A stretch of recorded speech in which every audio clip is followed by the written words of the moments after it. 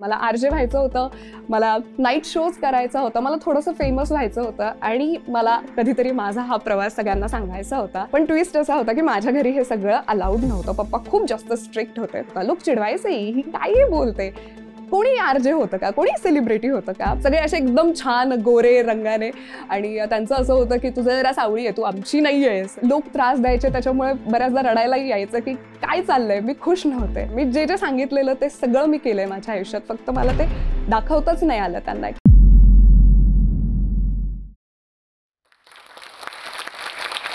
Hello, हाय, नमस्कार. आणि कसं आहे ना मित्रांनो, मी आहे तुमची आरजे ज्योती. पण आरजे ज्योती ही आरजे ज्योती कशी झाली हे सगळं मी तुम्हाला सांगणार आहे. वैसे मैं तो अपनी फेवरेट हूँ, पण तुमची फेवरेट कशी झाली हा जो सगळा प्रवास आहे तो मी आज तुमच्यासोबत शेअर करणार आहे. सो बालपणाबद्दल आधी सांगायचं झालं तर बालपण तसं गरिबीतलंच होतं, पण जे आहे त्यामध्ये मी खूप खुश होते. पण पहिलाच न्यूनगंड जो होता तो माझा अगदीच बालपणातच तयार झालेला. तो म्हणजे की आम्ही 4 भावंड, माझ्या 2 मोठ्या बहिणी, मग मी आणि मग माझा लहान भाऊ. सगळे असे एकदम छान गोरे रंगाने. आणि त्यांचं असं होतं की तुझं जरा सावळी आहे, तू आमची नाही आहेस, तुला उचलून वगैरे आणले, असं नेहमी सगळे भावंड चिडवतात त्याच पद्धतीने ती स्टोरी. सो पहिला न्यूनगंड तिथे झालेला आणि मला असं वाटतं की बरं झालं ते झालं. मला खूप जास्त असं कॉन्फिडन्स नव्हता माझ्या बाबतीत की मी हे करू शकेन, मी ते करू शकेन, असं होईल तसं होईल, मी नाहीये छान, असं एक गैरसमज झालेला. पण त्याच्याच काही दिवसांनंतर मी स्वतःला मोटिवेशन दिलं की ज्योती नाहीये, असं काही नाहीये. आणि स्वतःला मोटिवेट करता करता मी बऱ्याच गोष्टी अशा मोटिवेट करत गेले. आणि सो माझी जी भावंड आहे, जसं तुम्हाला सांगितलं, जेवढे ते आगाऊ होते तेवढेच ते हुशारही होते. मीही अभ्यासात हुशार होते. पण माझ्या वडिलांचं नेहमी असायचं की नाही, खूप अभ्यास करायचा, इतका अभ्यास करायचा की तू UPSC क्लिअर करशील, तू मेडिकलला जाशील वगैरे वगैरे. पण मला या सगळ्या गोष्टींमध्ये अजिबात रस नव्हता. मला पहिल्यापासूनच एंटरटेनिंग फील्डमध्ये खूप जास्त रस होता आणि आवाज छान असल्यामुळे सगळेजणच खूप कौतुक करायचे लहानपणापासून. सो मला सिंगर व्हायचं होतं. पण घरचे जरा स्ट्रिक्ट असल्यामुळे, त्यातल्या त्यात पप्पा खूप स्ट्रिक्ट असल्यामुळे, आपण आयुष्य गरिबीतून काढलंय. सो पप्पांना वाटायचं की नाही, आपल्या मुलांनी हे सगळं सहन करायला नको. सो त्यामुळे ते खूप जास्त स्ट्रिक्ट होते. त्यांना खूप राग यायचा की मी रोडवर खेळायला गेले किंवा मी दुसरा काहीतरी टाइमपास करते. आणि त्यातल्या त्यात माझी इच्छा ही होती की मी सिंगर व्हावं. सो ते तर काही होऊन दिलं नाही. माझ्या आईने मला लपून क्लास लावला, पण जेव्हा ते पप्पांना कळालं, खूप मारलं होतं त्यांनी मला. हे नाच गाणं आपल्या घरात नाही, पण आवड असते त्या गोष्टींची, आवड राहतेच आपल्याला. त्यानंतर माझी आई रोज रेडिओ ऐकायची, स्वयंपाक करताना असेल, बाकी घरातली कामं करताना असेल. आणि मी एकदाच पहिल्यांदा शो ऐकला, मी 9वी मध्ये असेल. आणि तो शो ऐकल्यानंतर मला खूप भारी वाटलं, अरे हा किती छान बोलतोय, हे काहीतरी भन्नाट आहे, आपण पण असं काहीतरी करायला हवं. पण त्यावेळी ना फोन होता ना गुगल असेल, पण माहीत नाही ते कसं वापरायचं वगैरे, काहीच आयडिया नव्हती. सो मी विचारलं माझ्या काही फ्रेंड्सला, टीचर्सला, घरच्यांना की हे रेडिओवरून बोलतात ते कोण असतात, ते काय करतात, कसा जॉब असतो वगैरे वगैरे. आणि कोणालाच काहीच माहीत नव्हतं यातलं. मग सगळा शोध घेणं, ते आरजे बनणं, हा प्रवास जरा असा युनिक होता, पण छान होता, भन्नाट होता. सो कळालं की आरजे असतात ते, कारण मी प्रत्येक लिंक मनापासून ऐकत होते आरजेसची की मी RJ dash dash dash dash असं. सो कालांतराने ते त्यांचे इन्स्टा ID किंवा फेसबुक ID सांगत होते. सो ते अकाउंट मी त्यांच्यासाठी ओपन केलं, मग मी शोधायचे वगैरे. पण ट्विस्ट असा होता की माझ्या घरी हे सगळं अलाउड नव्हतं. पप्पा खूप जास्त स्ट्रिक्ट होते. पण मी 9वीत असताना फिक्स केलेलं की आता आपल्याला हेच करायचंय, दुसरं काही नाही, शोध आपण नंतर घेऊयात. असं झालं. 11वीला गेले, पुण्यात ऍडमिशन घेतलं. मी आहे प्रॉपर आळंदीची. पुण्यात गेल्यानंतर हा प्रवास जो आहे, कंटिन्यू रेडिओ ऐकणं हे माझं सुरूच होतं. दिवस रात्र मी नुसता रेडिओ ऐकत होते.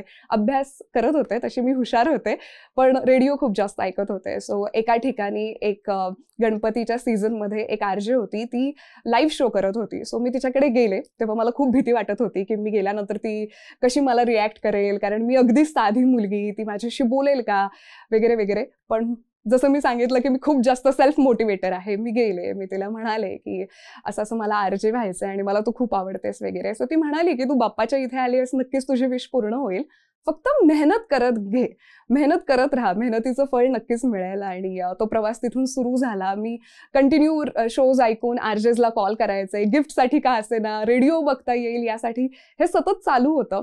आणि बरेच दिवस हे चालू झालं. नंतर कशीबशी एका मित्राकडून, जो माझा मित्र असं नाही म्हणता येणार, पण एक लांबची ओळख होती, एक लिस्नरच होता रेडिओचा, त्याच्या थ्रू कळालं की सोलापूरला वॅकन्सी आहे आणि तू ट्राय कर. सो मी ट्राय केलं आणि लकीली माझं तिथं सिलेक्शन झालं. तेव्हा मी SY मध्ये असेल, नवीनच स्टेशन ते तिथे लॉन्च झालेलं. पण मग पप्पा ओरडतील इतक्या लांब जायचंय आणि ग्रॅज्युएशन पण कम्प्लीट नाही झालं. सो ती एक भीती होती. मग मी पुण्यातल्या 1-2 RJsला मेसेज केला की असं असं झालंय, मी जाऊ का? सो त्यांनी मला सांगितलं की आधी ग्रॅज्युएशन कम्प्लीट कर. बऱ्याचदा इंटरेस्ट जातो लोकांचा रेडिओमधला. मग म्हटलं ठीक आहे. मग त्यानंतर पुन्हा एकदा प्रवासाला सुरुवात झाली. मी कंटिन्यू सगळ्या महाराष्ट्रातले, देशातले जेवढे RJs असतील सगळ्यांना मेसेजेस करायचे की प्लीज माझी स्टोरी ऐका किंवा प्लीज माझे लिंक्स ऐका, मी कशी बोलतेय ते मला सांगा, मला काहीतरी चान्स द्या. हे कंटिन्यू चालू होतं. ऑफकोर्स सगळेजण बिझी असतात. सो कधीतरी कोणीतरी रिप्लाय द्यायचं आणि ती गोष्ट सुद्धा स्पेशल होती. पुण्यातल्या रेडिओ स्टेशन्समध्ये मी तासनतास RJsचा वेट करत बसायचे, कारण ते काहीतरी मला सांगतील. सो मी ज्या फिमेल RJs जसं बोलतात सेम तसं मी माझ्या फोनवर रेकॉर्ड करायला लागले. तो पण मम्मीचा फोन होता, सेपरेट माझा फोन नव्हता. सो ते रेकॉर्ड करायला लागले, शिकायला लागले, पुस्तकं वाचायला लागले. इकडून तिकडून जशी माहिती मिळेल तसं सगळं सुरू होतं. आणि हे घरी काहीच माहिती नव्हतं. माझ्या पप्पांच्या मते की एक प्रोफेशन म्हणजे doctor, engineer, professor, that's it. हे असलं काही चालणार नाहीये. आणि 12वीच्या वेळी पप्पांची इच्छा होती की मी मेडिकलला जावं. आणि मला माहिती होतं की पप्पा काहीही करू शकतात, इव्हन डोनेशनही भरू शकतात. सो मी प्लॅन केला की नाही, आपल्याला हे करायचं नाहीये. CETत कमी मार्क्स पाडले मी आणि मी म्हणाले तेव्हा की मी BSc करते, 1 वर्ष अभ्यास करते आणि मग नेक्स्ट इयर आपण मेडिकलला ॲडमिशन घेऊ, कशाला पैसे व्हायला घालायचे. सो हे असं होतं. पण मी तेव्हाही रेडिओ रेडिओ रेडिओ वेड्यासारखं वेड लागलेलं मला रेडिओचं. आणि तेव्हा मी सांगितलं घरी की माझ्याच्याने मेडिकल नाही होणार, मला RJच बनायचं आहे. सो पप्पांचं असं होतं की हे असलं काही करायचं नाही, आपल्या घरात चालणार नाही, मी तुला काही सपोर्ट करणार नाही. शेवटी खूप कन्व्हिन्स केल्यानंतर मग म्हणाले की ठीक आहे, तुला जे करायचं ते कर, पण त्यासाठी तुला 1ही रुपया मिळणार नाही. सो स्टेशनमध्ये जायचं म्हटल्यावर चांगले कपडे असायला हवेत, तेही काही नव्हतं. जसं मी सांगितलं की परिस्थिती तशी गरिबीची होती. वर्षातून एकदा एखादा नवीन ड्रेस मिळायचा किंवा दिदीचं मग मी घालणार, असं सगळं ते व्हायचं. मग पैसे तर हवेत, पण कुठून येणार? सो मी कधी कधी म्हणजे बऱ्याचदा मी कॉल सेंटरमध्ये सुद्धा काम केलंय. म्हटलं ठीक आहे, आवाजाचंच काम आहे, लोकांना आवाज आवडला तर पुढे RJला हेल्प होईल. सो कॉल सेंटर्समध्ये मी काम केलं. त्यानंतर मी MSCBमध्ये काम केलं, तिथं मी कॅशियर होते. आणि MSCBमध्ये काम करताना असं नेहमीच वाटायचं की ही नाही आहे आपली जागा, आपल्याला काहीतरी स्पेशल करायचं आहे आयुष्यात. आणि मी बऱ्याचदा ना, माझी एक बेस्ट फ्रेंड आहे, सो तिला घेऊन मी दरवेळी जायचे रेडिओ स्टेशन्समध्ये, जी आत्ताही इथे आली आहे माझ्यासोबत. ही एक खूप मोठी गोष्ट आहे. सो मला असं वाटतं की घरच्यांनी इतका सपोर्ट केला नसेल जेवढा माझे जे फ्रेंड्स आहेत त्यांनी केला. आणि माझं जे जे स्वप्न होतं ते मी सगळंच पूर्ण केलंय. मला RJ व्हायचं होतं, मला नाईट शोज करायचा होता, मला थोडंसं फेमस व्हायचं होतं आणि मला कधीतरी माझा हा प्रवास सगळ्यांना सांगायचा होता. सो ते लकीली सगळं कम्प्लीट झालं, कारण माझा विश्वास होता. लोक चिडवायचे, ही काही बोलते, कोणी RJ होतं का, कोणी सेलिब्रिटी होतं का, पण ठीक आहे, ऐकायचं आणि एका कानाने सोडून द्यायचं, हे माझं होतं. सो हा प्रवास सुरू झाला. MSCBमध्ये काम करत होते, तिथे लोक कौतुक करत होते, छान काम करते, आवाज छान छान आहे तुझा, जे बिल भरायला यायचं तेही तसं म्हणायचं. मग वाटायचं की हे सगळे कौतुक करतायत, पण तरी सुद्धा आपण इथे का? आणि तेव्हा काहीच ऑफर्स येत नव्हत्या. मी मेसेजेस कंटिन्यू करतच होते सगळ्या RJsला. आणि लकीली 7-8 महिन्यांनंतर लॉटरी लागल्यासारखं झालं. 4-5 स्टेशन्सनी मला एकत्र विचारलं की तू येणार का? आणि कोणीही मला इंटरव्ह्यू झालाच नाही माझा कधी. त्यांनी माझा आवाज ऐकला आणि आवाज छान आहे तुझा, सो काय मग कधी जॉईन करतेयस, असंच झालं. त्यातल्या त्यात रेड FM हा एक मोठा ब्रँड होता. मग मी विचार केला की रेड FM सोबत जावं, पण रेड FM छत्रपती संभाजीनगर होतं ते. सो तो एक मेन पॉइंट होता की मी कधीच घरापासून दूर राहिलीच नाहीये. कधी मी स्वतःची कामं सुद्धा केली नसेल. प्रत्येक गोष्टीमध्ये कोणाची तरी हेल्प घेणं आणि औरंगाबादला जाणं हे जरासं अवघडच होतं. पण ठीक आहे, विचार केला.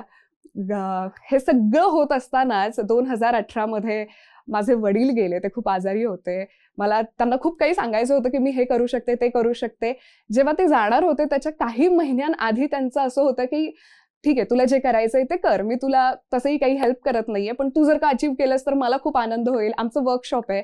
सो त्यांची इच्छा होती की वर्कशॉपमध्ये मी रेडिओ लावेन आणि तुझा शो वगैरे मी ऐकेन. पण 2018मध्ये ते गेले आणि मला ते नाही त्यांना दाखवता आलं की पप्पा मी हे सगळं केलंय, मी जे जे सांगितलेलं ते सगळं मी केलंय माझ्या आयुष्यात. फक्त मला ते दाखवताच नाही आलं त्यांना की हे सगळं मी केलंय म्हणून. पण ठीक आहे, कुठेतरी ते बघत असतील आणि त्यांचा आशीर्वादही असेल. सो जेव्हा मी छत्रपती संभाजीनगरला गेले, मला काहीच येत नव्हतं. I was zero. कारण मी फक्त रेडिओ ऐकायचे, सिनियर्सला माझा आवाज आवडत गेला, सगळे इंटरव्ह्यूज तसेच क्लिअर झाले. इंटरव्ह्यू माझ्या आयुष्यात कधी झालाच नाही. तिथे गेल्यानंतर पहिलाच दिवस इतका खतरनाक होता. बाकी RJsमध्ये भांडणं झाली. तेव्हा वाटत होतं की सगळं सोडावं, पुण्याला यावं, पण सेल्फ मोटिवेशन की नाही आपण पळू शकत नाही, आपल्याला काहीतरी करायचं आहे. मग मी कंटिन्यू केलं. काहीच जमत नव्हतं मला, काहीच नाही. फक्त आवाज चांगला असून चालत नाही, बाकी कामं असतात रेडिओ स्टेशनमध्ये, ती सुद्धा यायला हवेत. 6 महिन्यांनीच लॉकडाऊन लागलं. लॉकडाऊनमध्ये मला काही विशेष काम दिलं नव्हतं. मी एक आरजे म्हणून लॉन्च झाले नव्हते, मी ओबी जॉक अँड प्रोड्युसर म्हणून जॉईन झालेले. सो माझ्याकडे फारसं काम नव्हतं आणि तेव्हा कॉस्ट कटिंग खूप व्हायला लागलेलं. आणि लकीली कदाचित माझं रेडिओवरचं प्रेम माझं कॉस्ट कटिंगमध्ये नाव नाही आलं, पण तेव्हा कळालं की नाही आपण कुठेतरी कमी पडतोय. सो मी खूप जिद्दीने शिकायला लागले आणि अवघ्या 1-2 महिन्यांमध्ये मी एकटी रेडिओ हँडल करू शकेल इतकं काम मी करायला लागले. आणि सगळंच म्हणजे आरजे सोडून प्रोडक्शन असेल, सगळं मी करत होते. आणि तिकडे पॉलिटिक्स असं नाही म्हणता येणार, पण जसं मी सांगितलं की मला काहीच जमत नव्हतं, त्यामुळे खूप जास्त त्रास होत होता. लोक खूप जास्त त्रास देत होते की हे असं तसं. मग मी दिवस रात्र बसून रेडिओ शिकले आणि लकीली खूप जास्त छान शिकल्यानंतर जेव्हा मी पहिल्यांदा ऑन एअर गेलेले, म्हणजे एक आरजे जी सुट्टीवर गेलेली तिचा मी बॅकअप शो केलेला आणि तो खूप हिट झाला. त्यानंतर व्हॉइस ओव्हर खूप छान द्यायला लागले आणि मग कुठेतरी छत्रपती संभाजीनगरमध्ये फक्त प्रत्येक ॲडला ज्योतीचा आवाज लागायला लागला. सो दिवस रात्र मी प्रॅक्टिस करायचे. मी इव्हन घरी गेल्यानंतर स्क्रिप्ट चोरून न्यायचे ऑफिसमधून. घरी गेल्यानंतर प्रॅक्टिस करायचे की हा हे असं बोलायचंय.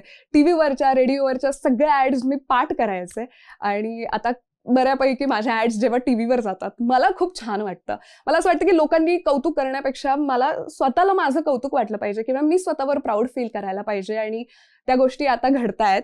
सो हे छान वाटतंय. तिथे जो स्ट्रगल होता तो खतरनाक होता. मी खूप खुश होते की मी रेडिओमध्ये एंट्री मारली आहे, पण घरापासून दूर छत्रपती संभाजीनगरमध्ये मी होते. तिथे माझे फ्रेंड्स नव्हते, ना फॅमिली, कोणीच नव्हतं. करमत नव्हतं मला आणि लोक त्रास द्यायचे, त्याच्यामुळे बऱ्याचदा रडायलाही यायचं की काय चाललंय. मी खुश नव्हते. मग काय करणार. थोडे दिवस गेले 3 वर्ष गेले. त्यानंतर मला बऱ्याच ठिकाणाहून ऑपॉर्च्युनिटीज येत होत्या की तुमचा आवाज छान आहे, तुम्ही आमच्या इथे या, तिकडे या. आणि माझा PR खूप वाढलेला. सो अशात मग मी विचार केला की ठीक आहे, आता काहीच होत नाहीये, इथे किती दिवस राहायचंय. माझं मेन शहर आहे पुणे, मला तिथे जायचंय, मला इथे नाही अडकून बसायचं. सो मला पुण्यात यायचं होतं, पण पुण्यात जी माझी बॉस होती तिला गैरसमज असं झाला, कारण त्याआधीच माझ्या काहीशा रील्स व्हायरल होत होते आणि माझे फॉलोअर्स चांगले वाढलेले. सो हिचे फॉलोअर्स वाढले म्हणून ही रिझाईन करते, म्हणून हिला पुण्याला यायचंय, असा एक गैरसमज झाला होता. पण लकीली तेही क्लिअर झालं. त्यांनी मला फोन केला की ज्योती काय प्रॉब्लेम आहे. मग मी म्हणाले की असं आहे, मला नाही करमत आहे, माझ्याच्याने नाही होते, मला प्लीज पुण्यात चान्स द्या, तुम्हाला रिग्रेट होईल असं मी काहीही काम करणार नाही. आणि त्यांनी मला चान्स दिला. ट्रान्सफरला सुद्धा 3-4 महिने लागले. तेव्हाही अशी अवस्था होती की खरंच देतायत की उगाचच असं म्हणालेत, अशी परिस्थिती होती. पण ठीक आहे.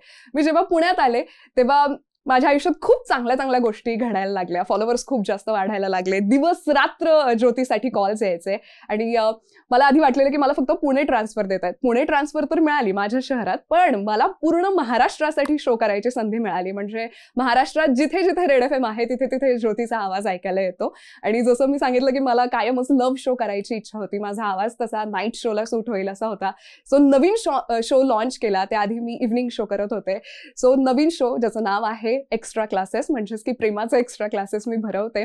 आणि त्यामध्येही आणखी एक सरप्राईज असं मिळालं की मी मुंबईसाठी सुद्धा शो करणार आहे. मुंबईमध्ये सुद्धा आमचं एक मॅजिक FM नावाचं रेडिओ स्टेशन आहे तिथे. सो महाराष्ट्रातल्या प्रत्येक ठिकाणी ज्योती ऐकायला येते. त्यामध्येही दिवस रात्र ज्योतीचे कॉल्स चालू असताना पहिल्यांदा रेडिओच्या हिस्ट्रीमध्ये असं घडलं की त्यांनी मला एक सेपरेट नंबर दिला. कारण दिवस रात्र ज्योतीचे कॉल्स होते, बाकीच्या आर्जेसला डिस्टर्ब होत होतं. सो सेपरेट नंबर मला मिळाला आणि तेव्हापासून ही जी ग्रोथ आहे ती वाढतच गेली. माझ्या जर्नीमध्ये जे होते त्या सगळ्यांना मला थँक्यू म्हणायचंय. आणि ज्यांना आरजे व्हायचंय त्यांना मी हे सांगेन की नक्कीच तुम्ही व्हा. खूप छान क्षेत्र आहे आणि मी तर स्टुडिओमधून कधीच उठत नाही.